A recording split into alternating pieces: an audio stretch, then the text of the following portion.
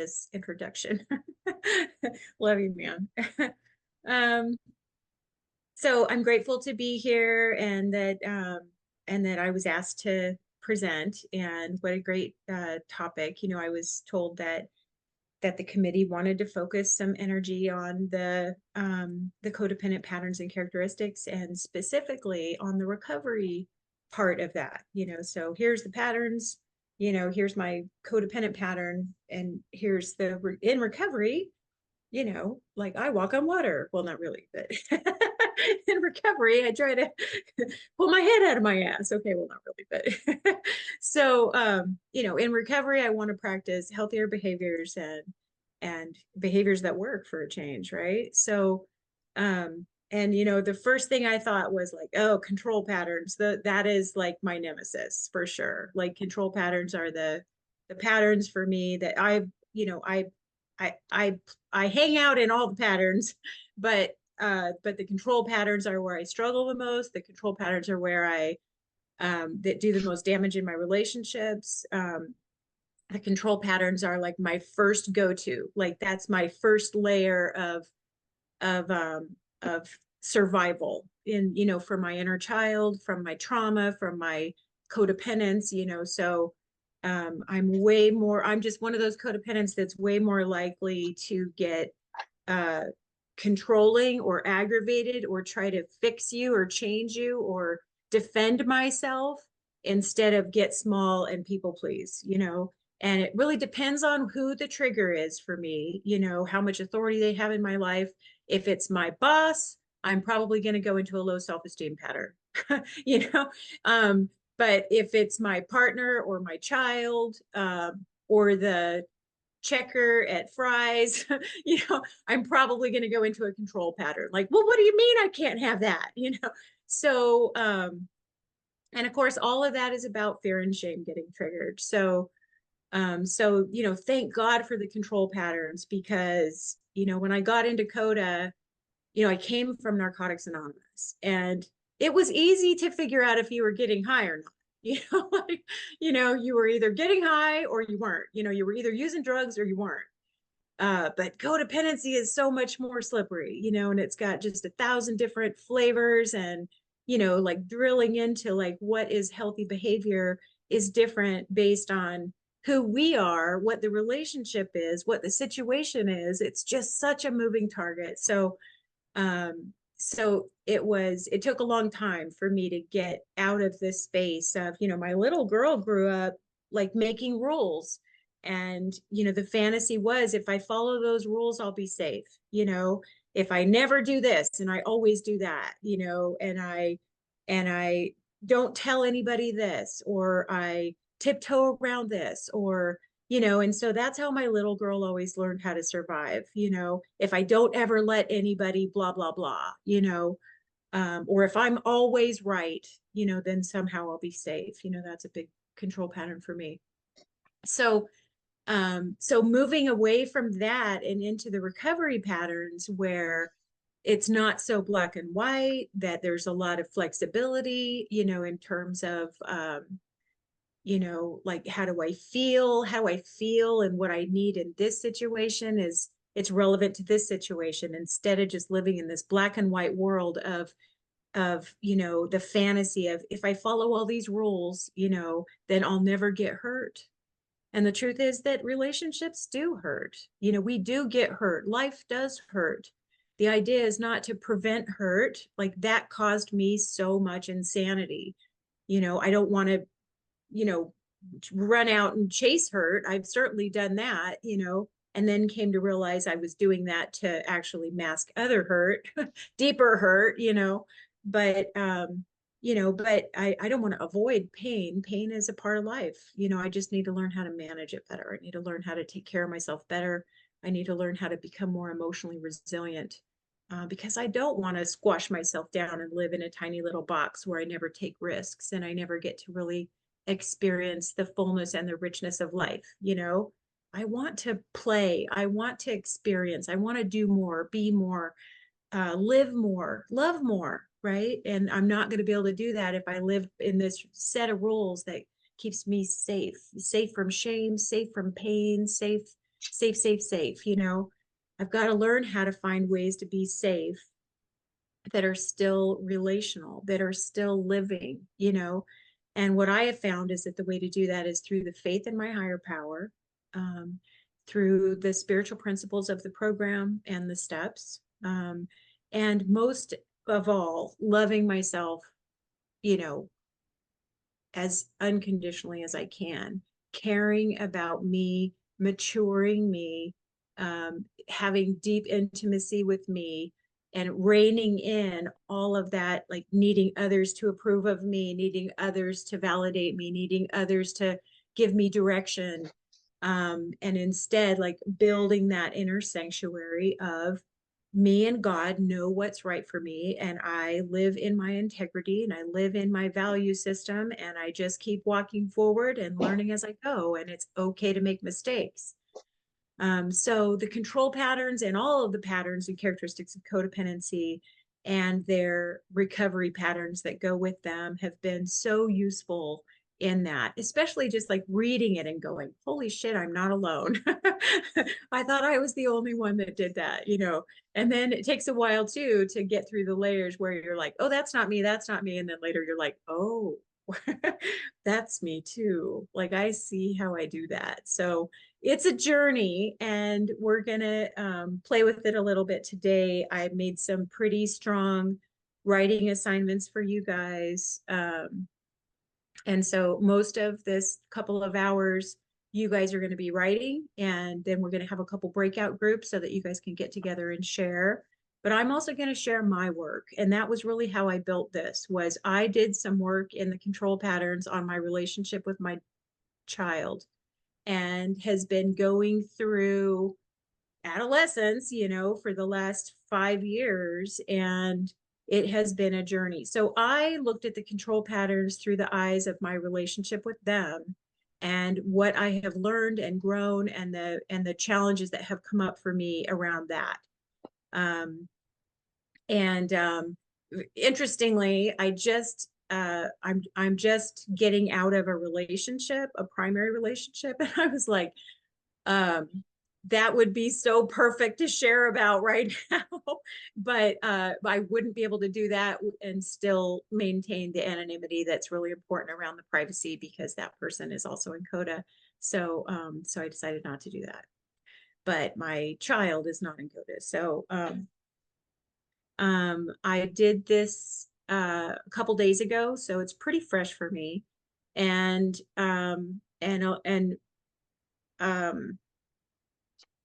so how I started it was just by putting the control patterns and the recovery patterns that go with them in a document. And so I'm going to just read through that just so we can get into the flow of what control patterns are, and then what the recovery patterns that go with those are. And then we'll start doing some writing. So codependents often believe people are incapable of taking care of themselves. In recovery, I realized that with rare exceptions, other adults are capable of managing their own lives. Codependents often attempt to convince others what to think, do, or feel. In recovery, I accept the thoughts, choices, and feelings of others, even though I may not be comfortable with them. Codependents often freely offer advice and direction without being asked. In recovery, I give advice only when asked. Codependents often become resentful when others decline their help or reject their advice. In recovery, I am content to see others take care of themselves. Codependents often lavish gifts and favors on those they want to influence. In recovery, I carefully and honestly contemplate my motivations when preparing to give a gift. Codependents often use sexual attention to gain approval and acceptance. In recovery, I embrace and celebrate my sexuality as evidence of my health and wholeness. I do not use it to gain the approval of others. Codependents often have to feel needed in order to have a relationship with others. In recovery, I develop relationships with others based on equality, intimacy, and balance. Thank you. Codependents often demand that their needs be met by others. In recovery, I find and use resources that meet my needs without making demands on others. I ask for help when I need it without expectation. Codependents often use charm and charisma to convince others of their capacity to be caring and compassionate. In recovery, I behave authentically with others, allowing my caring and compassionate qualities to emerge. Codependents often use blame and shame to exploit others emotionally. In recovery, I ask directly for what I want and need and trust the outcome to my higher power. I do not try to manipulate outcomes with blame or shame. Codependents often refuse to cooperate, compromise, or negotiate. In recovery, I cooperate, compromise, and negotiate with others in a way that honors my integrity. Codependents often adopt an attitude of indifference, helplessness, authority, or rage to manipulate outcomes. In recovery, I treat others with respect and consideration and trust my higher power to meet my needs and desires. Codependents often use recovery jargon in an attempt to control the behavior of others. In recovery, I use my recovery for my own growth and not to manipulate or control others. Codependents often pretend to agree with others to get what they want. In recovery, my communication with others is authentic and truthful. Okay, I'm ready. All right, so here is where we start. So list a relationship that triggers your control patterns. Give a brief explanation and list the control patterns in that relationship. So this was, again, about me and my child. When they were younger, they were extremely well-adjusted, successful, and happy. So they were naturally and codependently a source of pride and joy for me. But beginning about 5 years ago, as they transitioned into their teens, they've struggled. I reacted with shame and fear and tried to control them, motivate them, bribe them, force them, threaten them, and manipulate them. You guys, this has been like everything you're going through is always the hardest part of your recovery. But I will still say this has been probably the most challenging part of my recovery, other than my withdrawal when I first got here. I selfishly felt like I was going through it almost more than they were, like I was such a victim to all of their issues, which tells me right away that I'm little, I'm in the victim, I'm feeling attacked by the world. I'm not in my adult, I'm not in my parent for them, and I'm not in my self parent for me. My control patterns in this relationship have been believe people are incapable of taking care of themselves, attempt to convince others what to think, do, or feel, freely offer advice and direction without being asked, become resentful when others decline their help or reject their advice, lavish gifts and favors on those they want to influence, demand that their needs be met by others, use blame and shame to exploit others emotionally, refuse to cooperate, compromise, or negotiate, adopt an attitude of indifference, helplessness, authority, or rage to manipulate outcomes. I have some healthy shame as I read those things, like that is not healthy parenting. And it kept coming up and coming up and coming up. And I'd go back to the table, go back to prayer, go back to step work, go back to the control patterns, go back to my therapist and my sponsor and my support group, and talk about the triggers, talk about what's going on for me, talk about what options do I have, as I'm like trying to really, it triggered me so much, I think, because, well, I'll talk more about that, but, because I'm really trying to save their life, and it feels like, just the panic that just came up all the time. So here's the first place to look at this is what is the fear driving the control patterns? So in this situation, there has been, this is what I wrote. There has been great fear of not raising them right, mom fear, dad fear, like bad mom fear, bad mom shame, the fear of not raising them right and them not becoming a functional adult, me not being able to protect them from the world or prepare them for the world, and then what are the shame beliefs driving the fear? If I fail them as a parent, I'm a bad person. When I see symptoms of their stress, inhibitions, depression, or setbacks, my shame gets triggered because I fear it was my fault. Because I divorced their father when they were 2. I raged when they were little. Generational trauma that I didn't heal yet, that somehow I didn't provide enough love or structure, et cetera, et cetera, et cetera.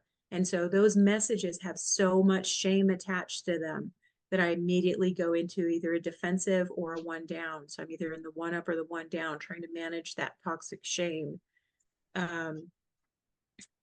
Also, I have shame about my drug addiction. So you guys, some of you know my story, but like I was a drug addict for a few years. I was an alcoholic for about a decade, and then I did drugs the last couple of years of that, illegal drugs. I mean, alcohol's a drug, I know all that, but just giving you some frame of reference. And then hit bottom and got clean um, before my child was born. Before this child was born, I had another child, but before this child was, I got clean, but still, like the effects of my addiction, my codependence over the years, just that, that shame about like that my life has been a mess, so yeah, shame about my drug addiction, 2 divorces, and many years of hard survival, financial difficulties, and unhappiness. My shame says that life is hard and I barely made it, and the world is a dangerous place. If I can't teach my child to survive, it means somehow I'm a fraud and my recovery is a sham. So big shame messages that come up underneath of those triggers. If I fail as a parent, my shame says that makes me like my parents who failed me, right? So there's that enmeshment. I immediately go into taking on all that baggage. It's just an automatic reflex. I have a lot of shame from them and their extremely toxic parenting, and all that gets activated when I feel like I'm following in their footsteps and I'm just like them, right? That's what the shame says. You're just like your mom. You're just like your dad. So, I'm going to give you guys some time to write on these 3 things. That I had more time than 10 minutes, obviously, to write this. So you guys might just have to skim over the surface, but I wanted to present my writing just so people had some framework out there and something to relate to.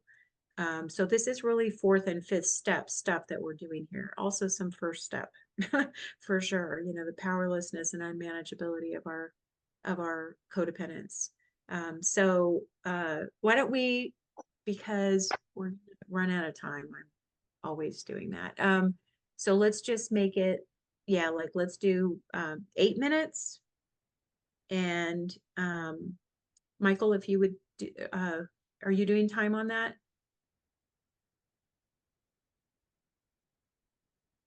I think somebody's timekeeping. Okay, great. And I'll let you guys go ahead and write. Oh, the other thing too is that that is not a full list of all of the control patterns. That's most of them because I'm really good at most of them. But there is a couple other ones. So you might want to pull those up on your phone if you need to refer to it. I think there's only a couple that are missing off that list, but you could pull them up on your phone if you just Google, CoDA control patterns, and they'll probably pop right up.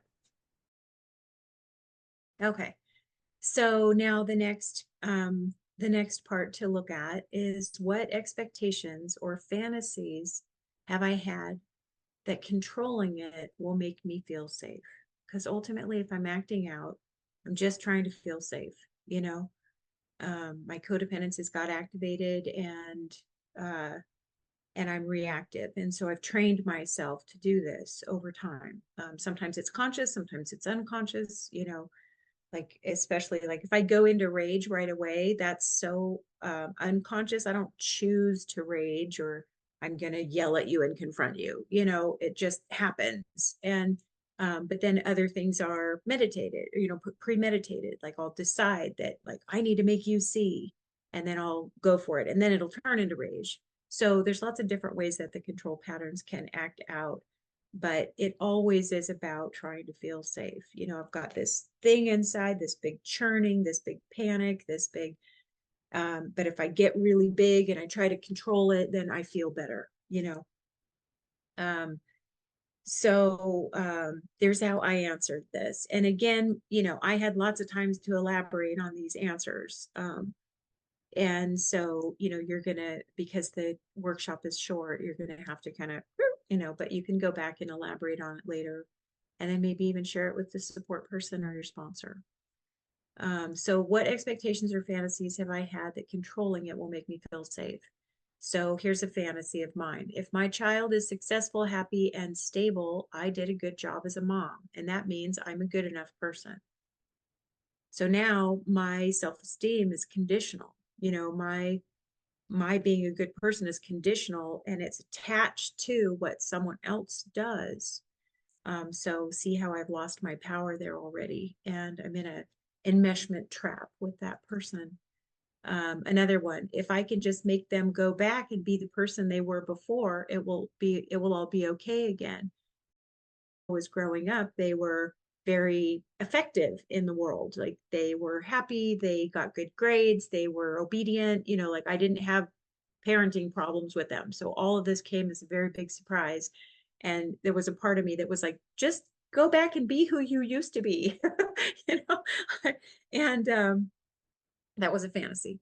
They need to follow in my footsteps and do what I do in order to be successful in overcoming their issues. My process worked for me, so it will work for them. So, 5 years ago, I had like a dozen years in recovery. Well, no, 10 years in recovery in CoDA, so I'm like, you need to meditate, you need to get a higher power, you need to, you need to work the steps, you need to do some journaling, go get a teddy bear, and so I just was like, fix it, fix it, fix it, and of course, none of that was working for them. None of that, they didn't want anything to do with any of that.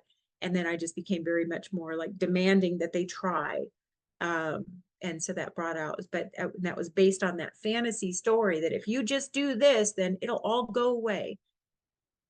Which is really my little kid wanting it to all go away, just all the problems to go away, the feelings to go away, the threat to go away. I just want it to all go away.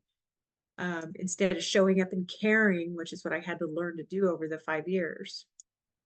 Just keep stepping forward. Try one thing. When it doesn't work, try something different. Don't expect big results. Just keep caring about it. I didn't know how to do that. I knew how to jump in, shake it all up, fix it, and then make it better and go away. And that just doesn't work for most things. It works for some things, but it doesn't work for children. It doesn't work for raising children. And certainly doesn't work for depression and anxiety and medical issues. Another fantasy, I have devoted so much energy and effort to their wellness and tolerated so much negativity that they should be grateful and willing to take my advice. So big one up there, a lot of entitlement there, a lot of self-centeredness there. And of course, all that is just my wounded child, like my little girl is feeling like, what about me? What about me? You get all this attention and I do all these things for you and I take you places and I care about you and I'm like attentive to all your little needs and we go out to eat a lot and it's all about you, it's all about you, and my little girl is feeling neglected. Well, I was neglecting, my child wasn't neglecting her. It's not their responsibility to do that. It's my responsibility to do that. But that was coming up in my inner child, and then that turns into all that victimization, demanding, entitlement. What about me? What about me? What about me? Right?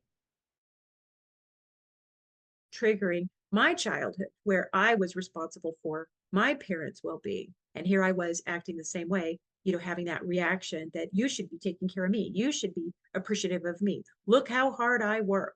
And then again, that like, oh my God, I'm just like my parents. Okay. And they should acknowledge how hard this has been for me and how lucky they are, and feel lucky to have me. Another fantasy, if they only realized how much worse my childhood was, they wouldn't feel so entitled and they'd be happy with what they have.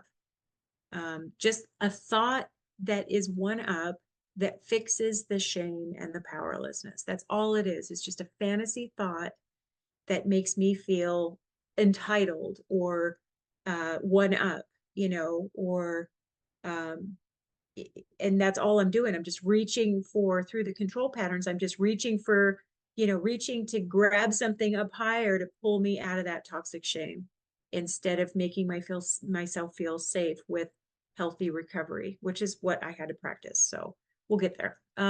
Another fantasy, they have to have consequences to teach them. They have to have consequences to teach them. So if I take everything away from them, they'll eventually give in and do what I want.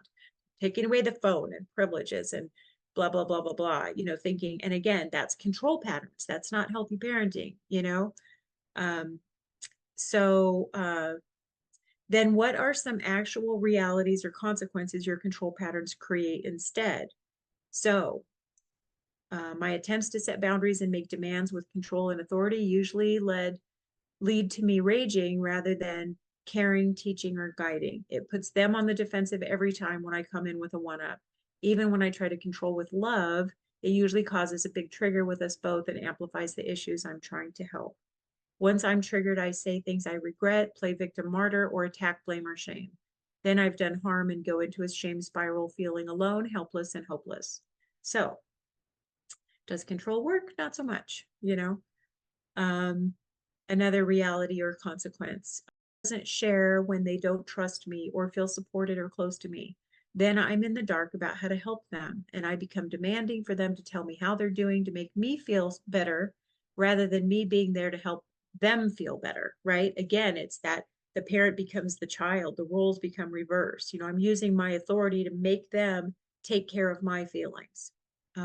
Which many of us experienced from the child's point of view. And then here I am getting triggered and doing the same thing. It's away from me and isolates. I panic that they will, and it brings up my childhood trauma because my parents both threatened suicide. Then I also feel manipulated and controlled as well as panicked. Yeah. So when I'm controlling and Vale pulls away from me and then shuts off communication, now I'm totally in this like, I feel like absolute fear and terror that they're going to kill themselves.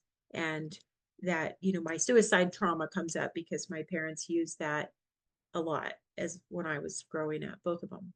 So when Bill believes that I don't understand or care or even see the problem, then they stop trying to be seen and understood because I can't really see them if I'm projecting. So if I've already, because of my triggers, I'm already made up my mind about what their experience or what they should do or what their motive is, right? I'm like assuming all these things and I've already figured them out because somehow that feels better, you know, than feeling powerless and confused and not certain what to do and why are they doing this and why are they acting this way. It's easier to just go into these assumptions, make it up. Well, they're acting this way, they're trying to control me, they're, you know, they think they can get away with this, blah blah blah.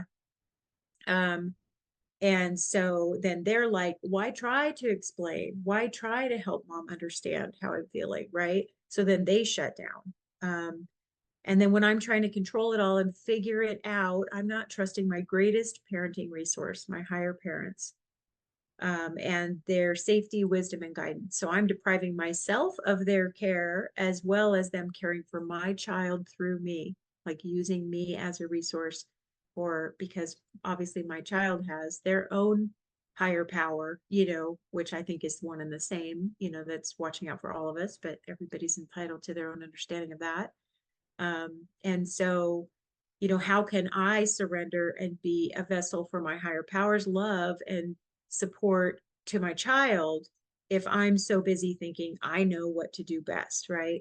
So, you know, again, it's like let's take some time. We're going to do the 8-minute things again just because I talk too much. But what expectations or fantasies have I had that controlling it will make me feel safe in the relationship that you're talking about where you act out in control patterns? And then what's the actual reality and consequences that my control patterns create instead? I want to just say before we get started with this little writing assignment too, you know, that a lot of negative feelings can be coming up, you know, and I want to talk a little bit about the difference between toxic shame and healthy shame.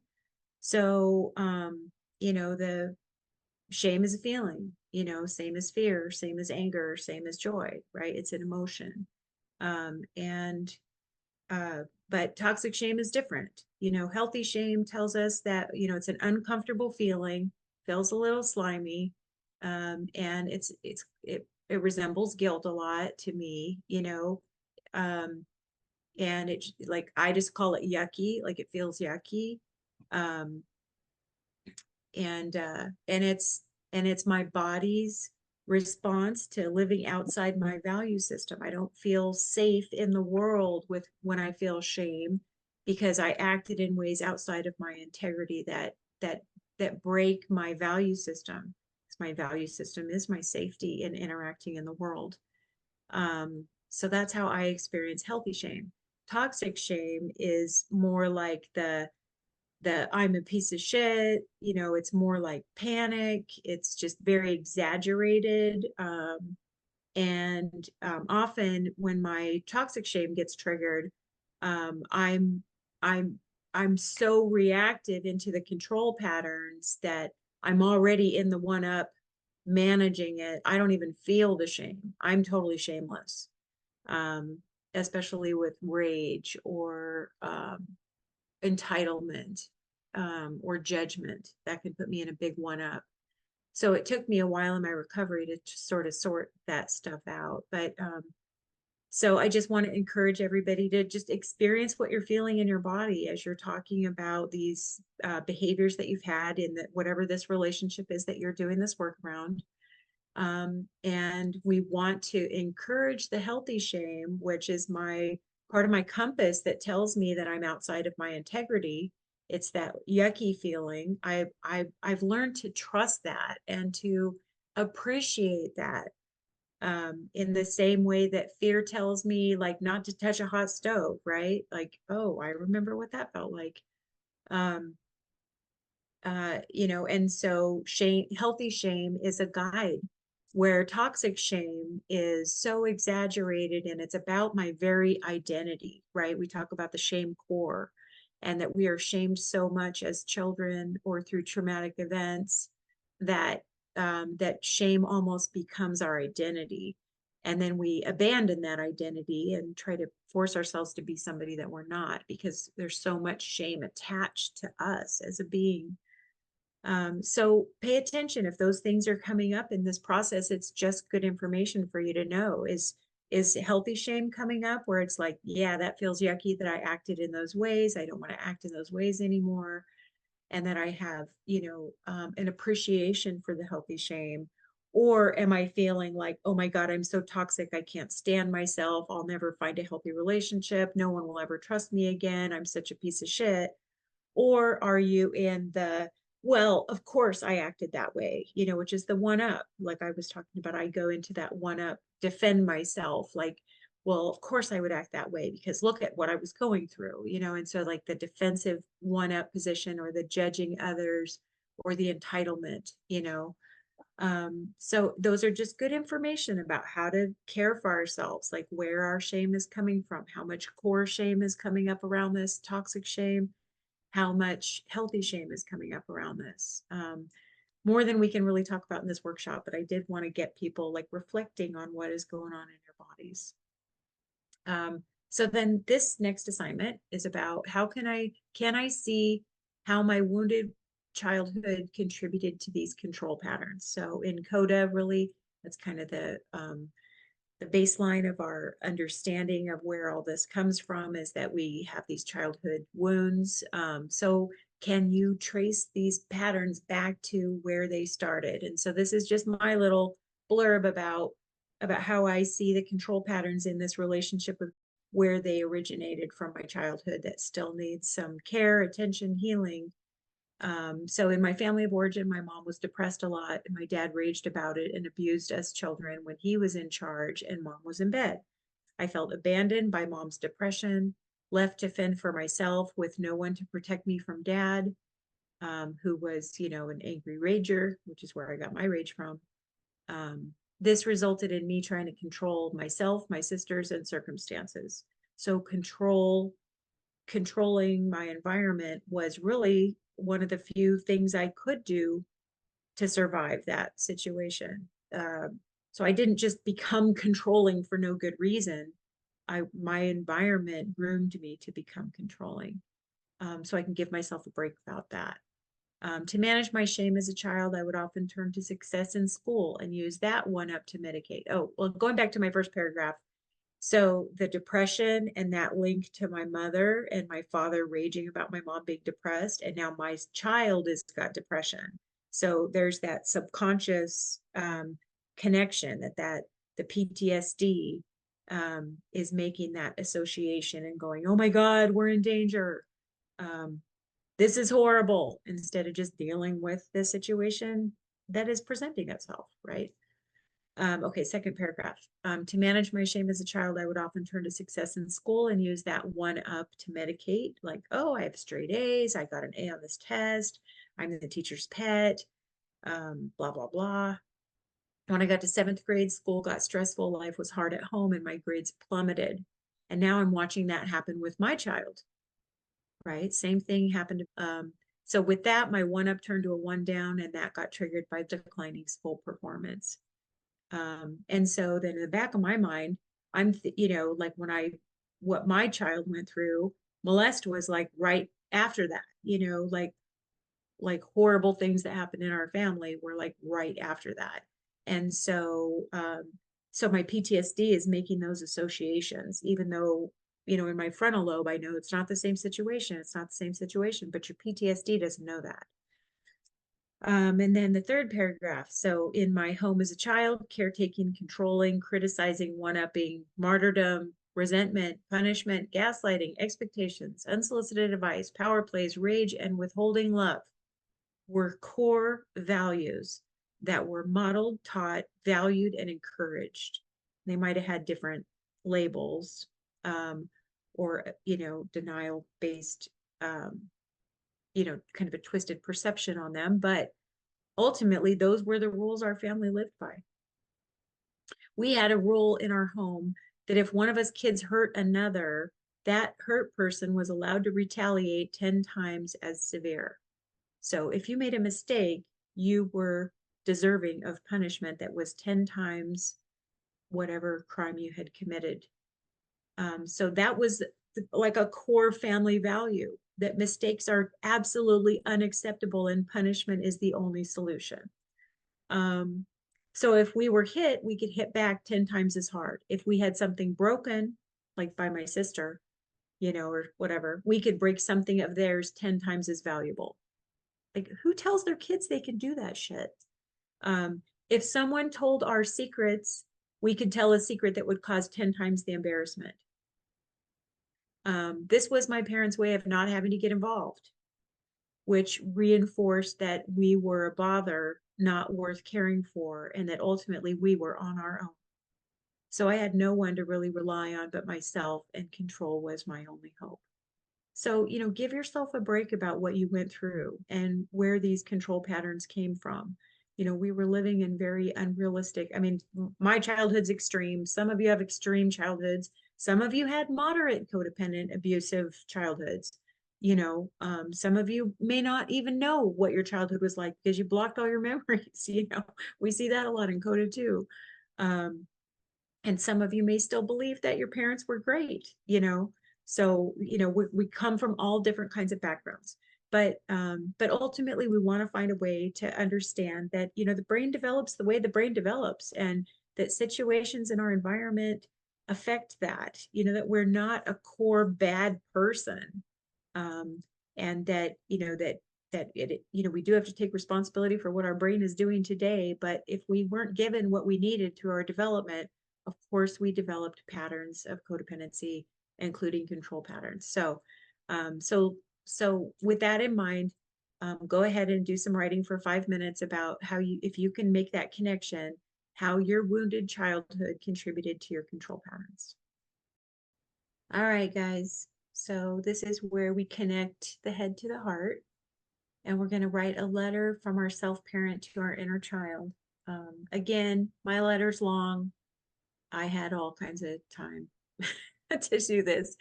But we're going to go ahead and we'll do the 8 minutes again. But I'm going to read this out loud just because it's healing for me.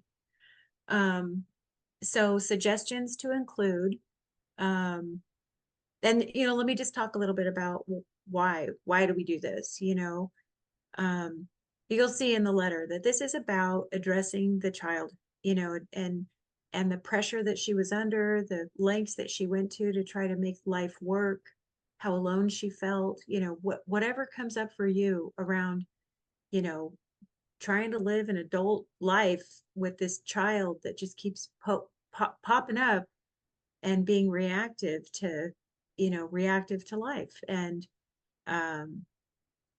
And it takes a while to build that self-parent.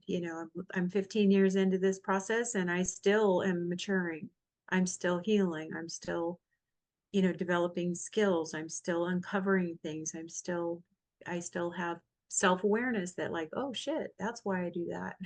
you know, so it's a journey, and we have to just learn to have a baseline of that love for ourselves to just walk through this process.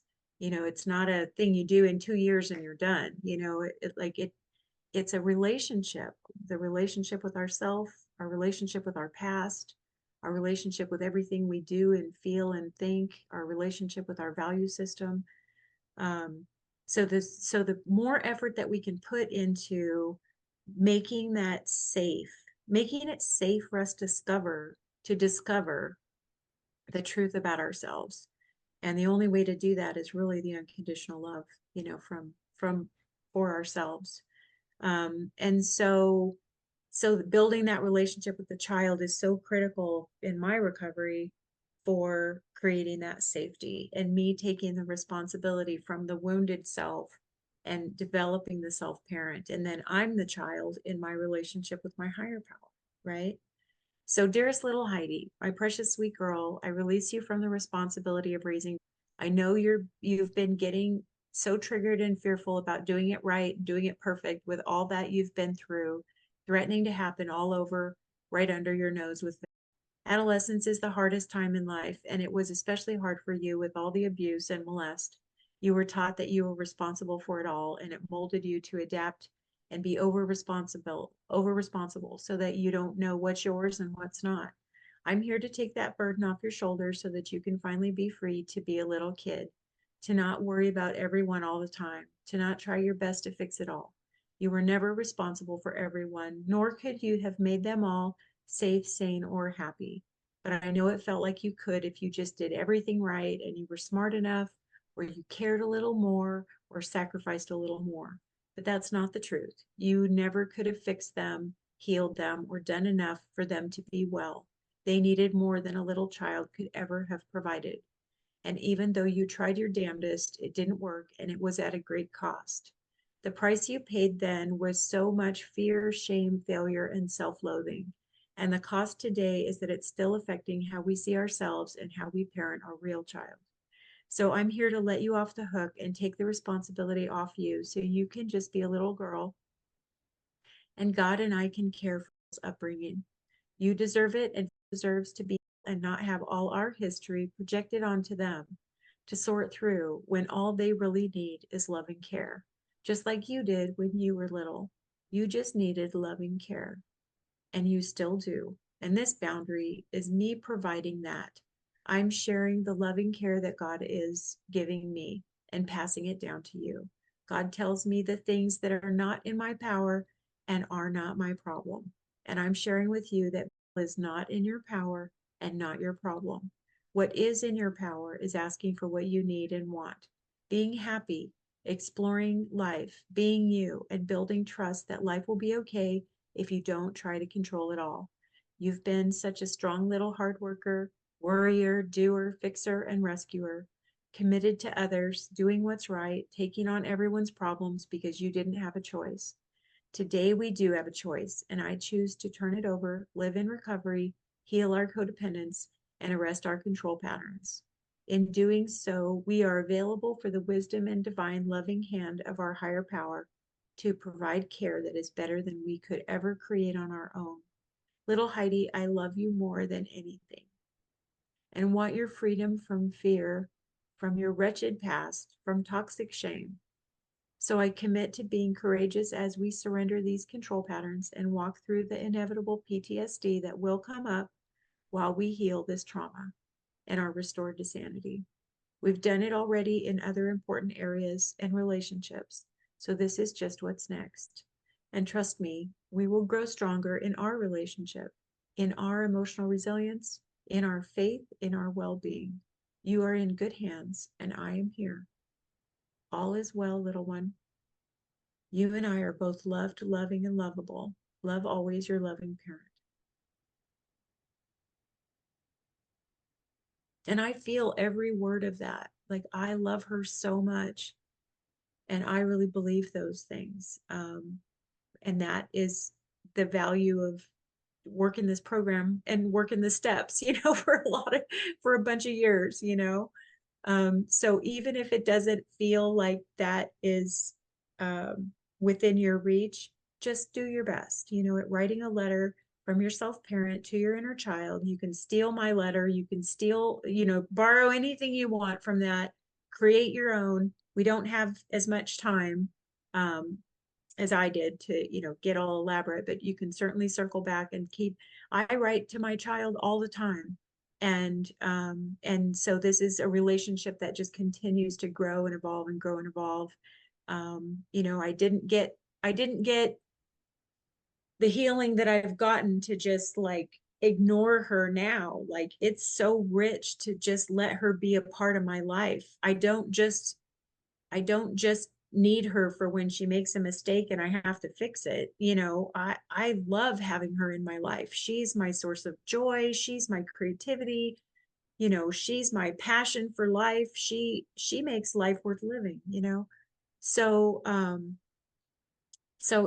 take care of her all the time. She's not a burden. She's my pride and joy, my inner child. And I deserve it and she deserves it after everything she's been through. We have that right here to have the happy childhood we never had and become the parents that we always wanted. So I'll let you guys write. Let's do another 8 minutes for this. And then we're going to break out in small groups for sharing. So this is the recovery assignment. And so now, based on everything that we've talked about, choose 1 to 3 control patterns that you've been working on in this particular relationship and write short prayers asking God to remove your defects of character. Identify what you see as your part of releasing the control patterns. I mean, you can write your prayer however you want. This is just a suggestion, but identify what you see as your part in releasing the control patterns in this relationship and set an intention for your new behavior. So here were my 3 examples. So codependents often believe people are incapable of taking care of themselves. In recovery, I realized that with rare exceptions, other adults are capable of managing their own lives. True, my child is an adolescent. They're not fully an adult, which complicates it. I don't have time to go into that, but that doesn't mean that I am in control either. Like it's a evolution, right? Passing control over to your child as you raise them and as they're capable. So it's complicated for sure, but this is definitely a control pattern I act out on in that relationship. I want all the control, or I want them to do everything right and be self-sufficient. And it's not going to look like that. It's going to be an evolution, a passing the torch. So here's my prayer around that. Higher parents, please help me learn and believe that people are capable of being responsible for themselves and I'm not in charge. My part in this is to nurture the new belief that is capable, resourceful, intelligent, communicative, resilient, talented, clever, and gifted. I will do this by focusing my thoughts on their positive traits and believing in them instead of obsessing on fearful thoughts.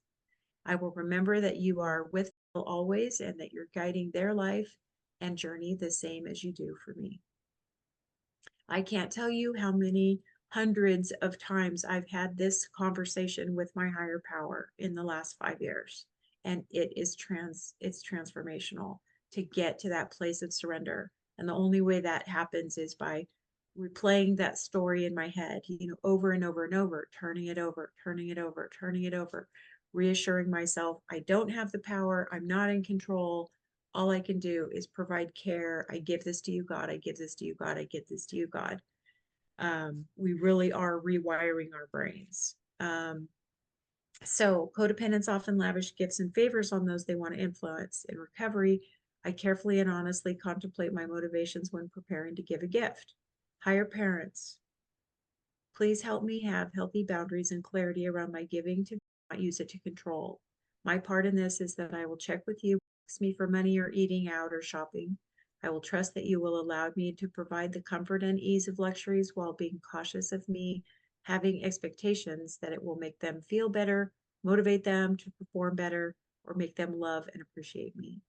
I realize that boundaries around this will be a balancing act and not expect that I'll do it perfectly. And then my third example was codependents often demand that their needs be met by others. In recovery, I find and use resources that meet my needs without making demands on others. I ask for help when I need it without expectation. So my prayer for this was, higher parents, please remove the defect of my martyrdom when I expect to take care of my feelings by being grateful and or reciprocating. My part in this is that I will check my motives when I'm talking to see if I'm needing them to say or do the right thing to make me feel better, and that's in control. And I'm not spiritually or emotionally capable of true care in that moment. Care comes from safety, faith, and connection to you. Control comes from fear. So, um, yeah, just whatever, whatever you can do in the next 8 minutes, whether it's just one of those or if you can do three of those, to really like ask your higher power for help and turn over that, and this is how we get safe. We get safe by having faith, by having faith that things will work out and we don't have to be hyper vigilant in managing everything going on around us. So anyway, I hope that you all had some really good experiences with this and that you can take it and share it with your other CoDA people. And I just love you all and thank you all for showing up today.